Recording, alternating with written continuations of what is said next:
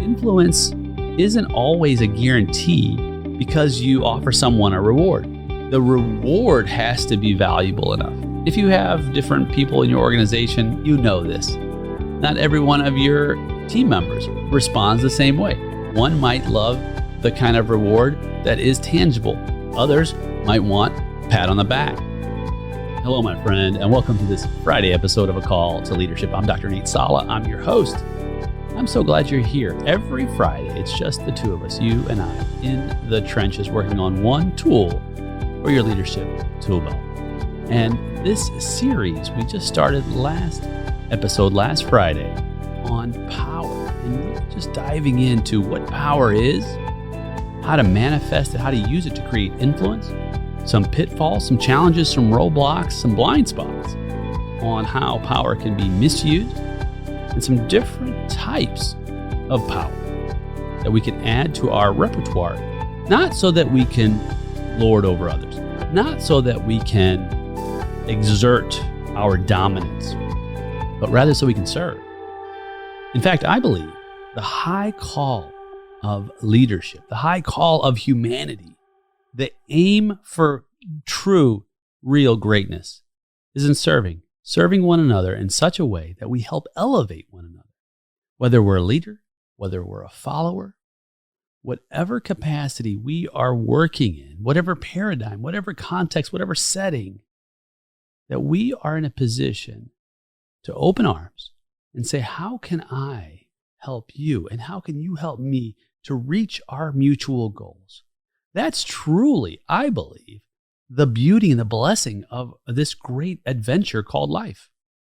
And so during this podcast, if you're new to the show, you're going to hear all kinds of inspiring ways that we can influence others with an optimistic meter that helps to illuminate a better future state.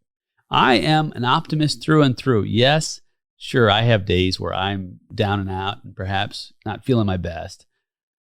When I come out of it, I am optimistic that we have such power to progress. We have such power to do wonderful things together, to help, to bless, to heal, to give, to serve, to love.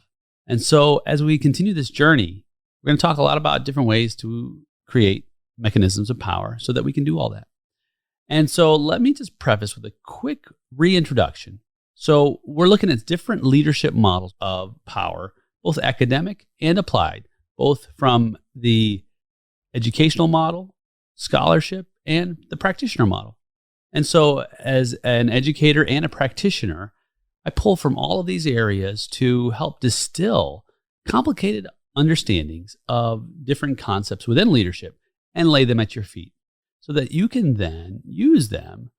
And I'm just honored that you're with me today. So we talked about coercive power the last episode. If you hadn't listened to that episode, after you listen to this, go back, listen to that. It lays a foundation for the kind of power of punishment. And today we're going to talk about a much different kind of power, just the opposite of punishment, which is reward power. And a couple of gentlemen back in the 50s, French and Raven, had 5 social bases of power. We're going to talk about those 5 in this series, and we're going to talk about a few more from different scholars. But these are 2 of their social bases, coercive power and reward power. So reward power is the power we're going to talk about today. And I want to share with you some ideas on reward power, tell you the story. And everyone has had experiences with reward power. Sometimes we enact coercive or the power of punishment as an initial way to create influence. And sometimes maybe that's not the best route. In fact, oftentimes it may not be the best route. The power of positivity is extremely, extremely helpful. And I'll tell you a little story. I love the power of positivity. Negative or coercive power doesn't motivate me nearly as much as positive engagement, which is all about rewards. So I've always been you consider an overachiever. Even when I was in school, when I was young, I loved to get the candy bars from school and then sell them so that I could get some kind of a prize at the end. And I would hustle. I'd have my bag of candy bars, and after lunch, I'd be just right after, because I knew kids had that sweet tooth. I'm like, hey, it's $1. come and get this candy bar, right? Caramellos and different ones that we had. I wouldn't eat one of them. I didn't want to eat any of the inventory. I wanted to save every single one so I could get first place. And eventually, I would sell through all my candy bars, and I would then present the money so that I could get my prize. And I loved the idea of a reward. And this carried on throughout my youth. I remember wanting to, in art class, come up with the most attractive piece of artwork when we were drawing things. We had this artwork contest, and I drew this lion, and I got an A in the class, and even the lion got displayed in the hallway at school when I was in middle school. And I looked at that lion every day. I went through the hallway just like, I feel really good about the reward, that it's elevated, that I have recognition, and that motivated me. That motivated me a whole lot more than failing the class and getting an F. An F would be what? The power of punishment, right? Failing and perhaps having to retake a course, that's that power of punishment. Again, not necessarily that it's wrong or bad. Sometimes it can be misused. And if you had, again, listen to that last episode. I talked deeply about that. But for me, the power of reward was so much more attractive. And I think about that as a parent, as an employer, as a member of a community, a friend, a person who is deeply engaged in understanding how we are motivated to give our very best, to do our very best work. And so I think about that when I'm thinking of my own relationship with my spouse, with my son, with my nieces and nephews, and my siblings and my mom, and all of those individuals who are close to me, cousins and so on. And I think, how can I provide rewards for them that will motivate them and influence them to give their very best and do their very best? And so it's top of mind. Is it top of mind for you, friend? It's important to keep it top of mind. What does that mean, top of mind? It means that you keep it at the forefront of your repertoire of tools to motivate and influence.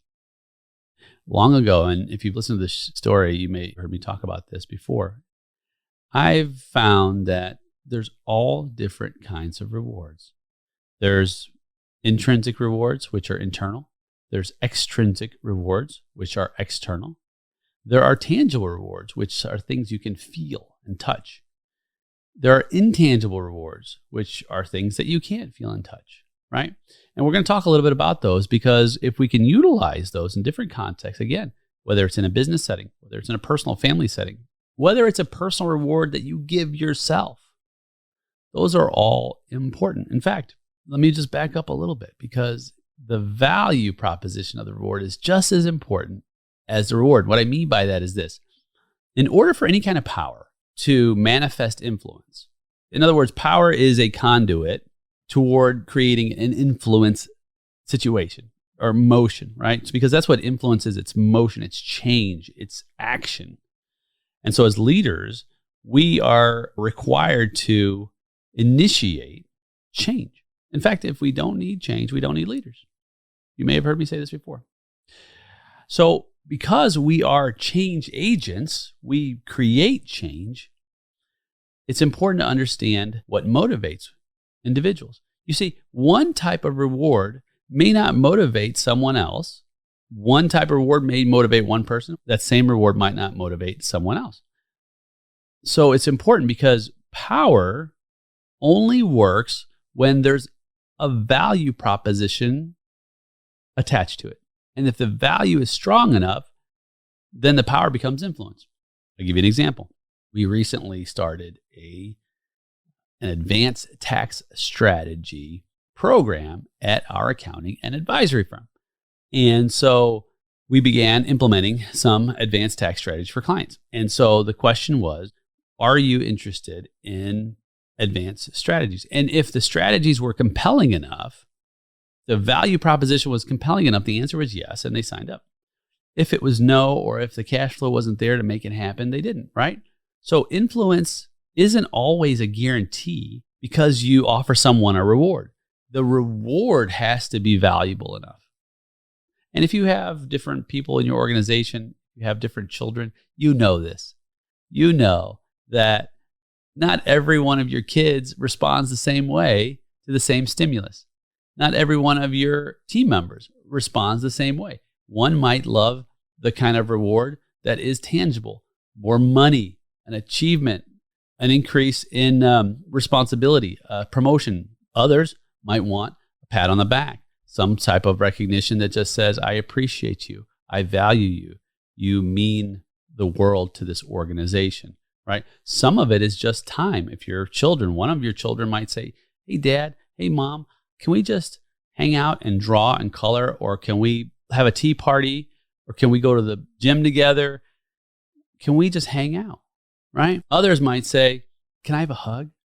I just want to feel close, right? If you haven't read Gary Chapman's The 5 Love Languages, wonderful book. I guess it's a classic now. It's a great way to describe, and I won't go into it on this episode, but different types of rewards based on individual, we call love languages. Gary Chapman calls them love languages. And it's really just different ways that we can reward people based on how they best value that particular type of reward. So what am I saying? What I'm saying is this: you got to know your people. As a leader, you, me, we have to know our people. There's no shortcuts to that. And if you've got an organization, you have 10,000 people in it.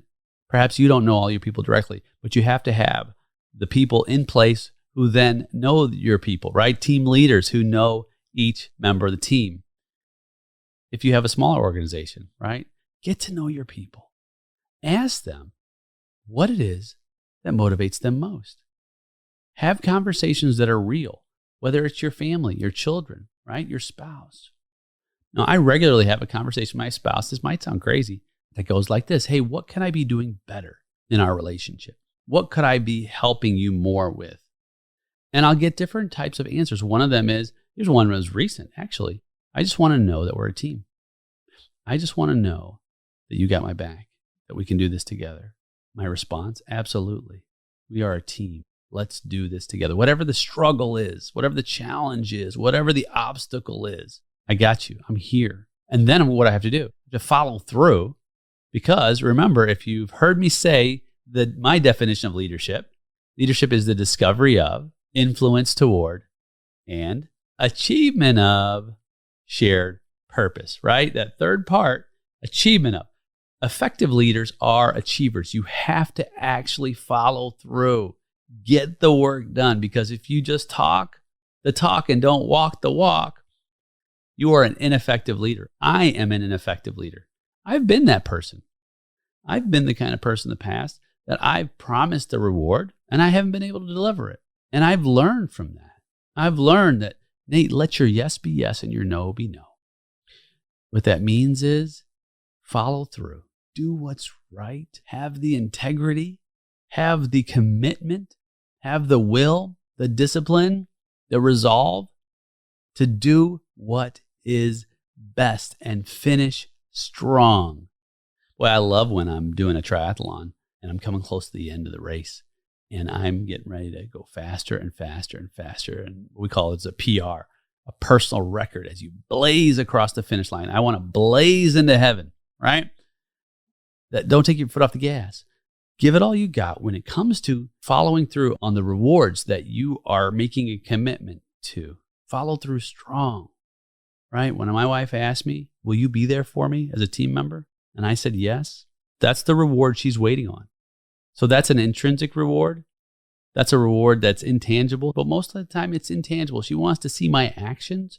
She wants to see that when she's having an issue at home, or there's something that needs to have another set of eyes on, or she just needs a hug, and I'm there, that I'll drop what I'm doing if I have to, and I'll be there. It's not always easy to execute, but those are the ideas of what the rewards look like. So you have to ask your team, what is it that you need most? That's what rewards are, what you need most. See, now you say, well, what if they say what I need most is to not get my terminated? That's not a reward. That's punishment, right? Most people aren't going to say that. Sometimes people say, if it's a work environment, you might have someone. I had someone in my organization and I asked them, what is it that motivates you most? What motivates me most, Nate, is that you promote education in the organizational environment. Absolutely. So this particular team member values education highly, and that's a reward. So what then do? I promote, especially with that individual, hey, let's move forward. I'm going to pay for additional education. And of course, I offer this across the board, it's not just one person. But with that one person, that is most important of reward. So I want to accentuate that with that person and say, here's the pathway to increased education. Here's the pathway for you to excel. I believe in education. Obviously, I'm an educator. And then I go ahead and create the measurements to reach that outcome. And I encourage and I inspire and I am a cheerleader. I'm like the biggest cheerleader. Yes, you had the next milestone in that educational journey. Yes, yes, yes. You are improving day by day by day, right? Those are rewards, friend. Sometimes we invest money. Sometimes we invest time because we're looking for what? A return on our investment. What's the return? The return is you have greater productivity, less turnover, higher satisfaction. And these are all studies that have been proven time and time again with the power of rewards. Now, rewards can also have a negative side. The negative side of rewards is that sometimes people can get accustomed to the reward and then feel entitled. If you remember the movie Christmas Vacation many years ago with Chevy Chase, it's a classic movie here in the United States. And the movie was all about, at the end, was Chevy Chase wanted to reward his family with a swimming pool. Well, he was waiting on his annual Christmas bonus, which he came to expect from his employer. And the employer this year started cutting back. And so that reward that was expected, it was a kind of a meltdown. And I don't want to give the spoiler away. If you haven't seen the movie, it comes on every Christmas, but there was a big fiasco and it all ended up okay. But the point is that eventually those rewards become expected. And so they're really not as effective, especially if the reward is removed. So you have to be really careful as an employer, as a parent, to identify that what is a reward that is expected or what is a reward that's based on a certain criteria. So at our organization, I don't do a Christmas bonus. Every year I do a card that I handwrite to each individual, very personal, and I do a gift card to a restaurant and perhaps a movie, something like that. And that every year I do that, and it's not as a bonus. It's not based on performance. It's simply my way of just showing my gratitude, right? I don't consider that a reward at all. I just simply consider that my way of saying thank you for being a part of this team and ushering in a new year. You have to be able to frame the reward properly, and so that you don't have an entitlement that goes along with that reward, which can be negative. Another negative aspect of reward power is when you withhold the reward because of favoritism, because you have an issue with the individual, perhaps you're not being fair. That can happen not only in an organization, it can happen in a family too. Perhaps there's favoritism for one child over another. Maybe one child is more obedient and perhaps is less combative. You have to be really careful about how you administer or withhold rewards based on those habits too. Let me tell you something, friend. I am far from an expert on parenting. I'm learning parenting every day, but I can tell you this. I parented 3 children, our son and 2 nieces as well, who we fostered for some time. And I found that you have to be so mindful of how kids view you and how they view your love for them, whether it's conditional, whether you are favoring one child over another, what you say. They're paying attention, friend. They're paying such close attention. And so we've got to be mindful and very intentional to spread those rewards evenly, judiciously, and with explanation. Because one person may deserve, based on their merit, a certain reward, and one person may not. And you've got to explain why that is, and then also give that other individual an opportunity to earn that reward. Perhaps they have to earn it in a different way. Perhaps that measure that you're utilizing is not universally fair. I'll give you an example. In the educational world, not only from an academic perspective, but also as a student. When I grew up, I knew that from an academic perspective, I loved to read. I loved books. I don't want to say I loved tests, but I did like tests. Like math problems, the complicated one, the green-eyed monsters. I'm like, oh man, I can't wait to figure out like the velocity of this train going 45 miles an hour from California, Oakland to New York, whatever it is. But not every child is wired that way. And so you have a disparage in terms of reward, because I was rewarded with an A in class and another A and another A and another A. And so with a straight A student, I'm like, yes, I'm getting rewards. Another student may have D's because the criteria, perhaps they're wired in such a way that the book learning is not their highest and most effective form of learning, right? Maybe they're a kinesthetic learner. Maybe they're an auditory learner. We don't know. So what we do is we apply a very rigid structure for education. And then you have kids who have amazing aptitude, who are brilliant, but yet feel as though they are dumb. In fact, I've heard this in my own camp, and it breaks my heart. These are adults. I've had 45-year-old men telling me, and these are brilliant individuals, that they felt stupid. The word stupid came out of their mouths. It breaks my heart. In school, because they could not compete, if you will, or they could not earn the kind of rewards that were available to them based on that type of environment. So we've got to make some changes in our criteria. Not that we want to just blanket reward everyone just for being there. No, but we want to learn how to speak to individuals and pull the best out of them based on their own abilities, based on their own methods of learning. And this is obviously in academia we're talking about here. The point is, it goes back to the original statement. Do I know my people? Do I know my teams, right? Even as a teacher, when I taught Adult Accelerated, I don't teach Adult Accelerated anymore. I teach traditional learning at one of the universities part-time.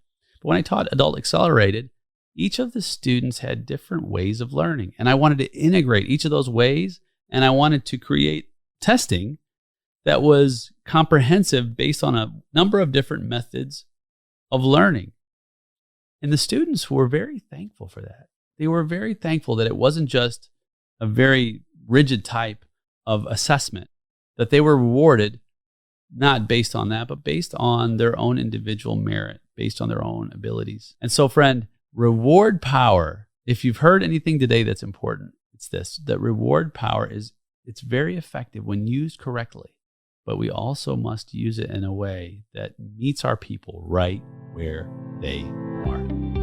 Well, my friend, that's it for this episode. Boy, these are moving fast because there's so much information. I'm so glad you joined me today. Well, my friend, thank you for joining me on this episode of A Call to Leadership. If you've been listening, you've probably heard me talk about our accounting and advisory business. And this show was actually born out of that business, those relationships. I found that entrepreneurs and professionals were missing aspects of their leadership that fed into their bottom line and helped their businesses be successful. So I'm so thankful that I've had all those years in that area to feed into this. And the truth is that so many people still need accounting and advisory help, and they don't know where to go. If you're in that place where you feel, oh my goodness, my tax person or my accountant, I can't find them, or maybe the service wasn't up to my expectations, do not despair. I'll leave how you can find us in the show notes, and one of my team members can do some discovery and help you along your journey. You're not alone, my friend. You always have help. I'm Dr. Nate Sala. Can't wait to see you on the next show of A Call to Leadership.